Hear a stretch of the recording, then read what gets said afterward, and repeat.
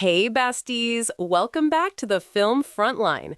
It's your girl, back with the piping hot tea on everything happening in the Taylor Sheridan cinematic universe. Today, we are breaking down the literal Wild West because the newest episode of Marshals just dropped.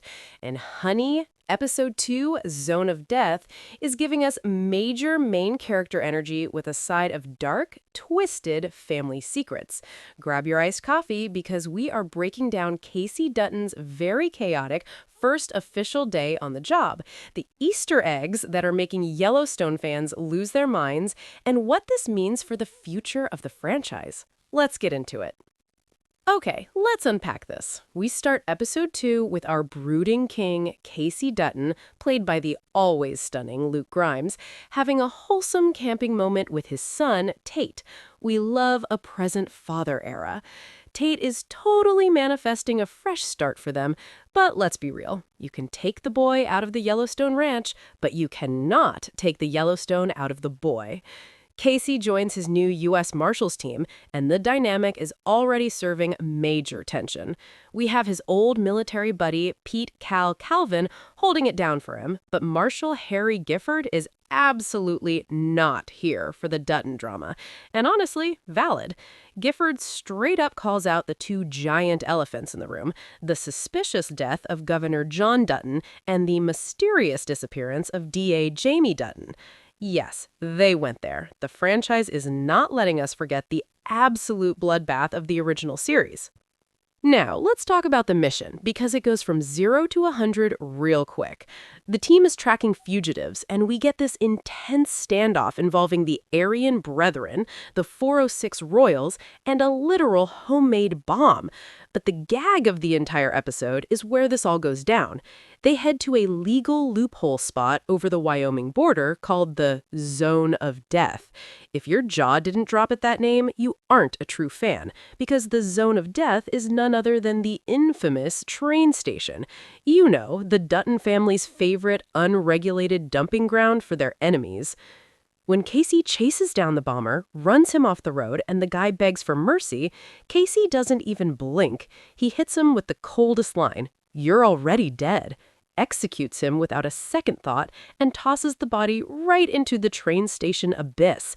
It's giving unhinged, it's giving generational trauma, and it proves that KAYCE is still acting as judge, jury, and executioner, even with a shiny new badge. There are so many industry and narrative implications here. First, the fan theories are spiraling. If the Marshals are operating right next to the train station, how long until someone finds Jamie Dutton's body or the dozens of other skeletons down there? The crossover potential is insane.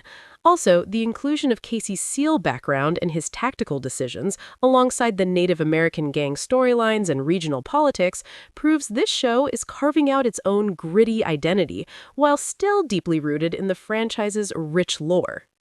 Let's look at the pros and cons of this episode in detail. On the pro side, KAYCE seamlessly fits into this procedural Marshal format. The action is high stakes, and blending his military past with his current law enforcement gig adds so much depth to his dynamic with Cal and the rest of the elite unit. It feels incredibly authentic to the Pacific Northwest's real-world issues. On the flip side, the major con right now is the lack of immediate consequences. KAYCE just casually dumped a body at the train station while on the clock as a U.S. Marshal. Is no one going to investigate that?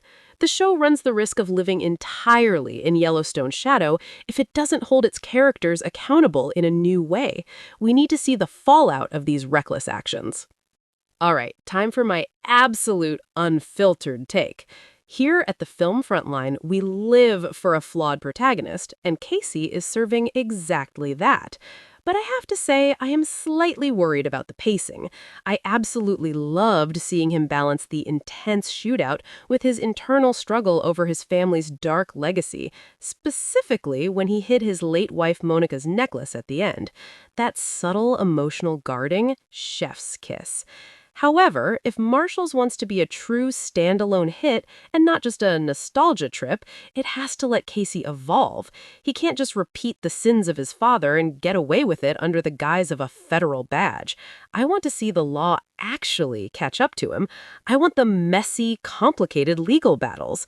That being said, the aesthetic, the tension, and the soundtrack, shout out to that moody country vibe at the Bullet and Barrel Saloon, are totally keeping me seated.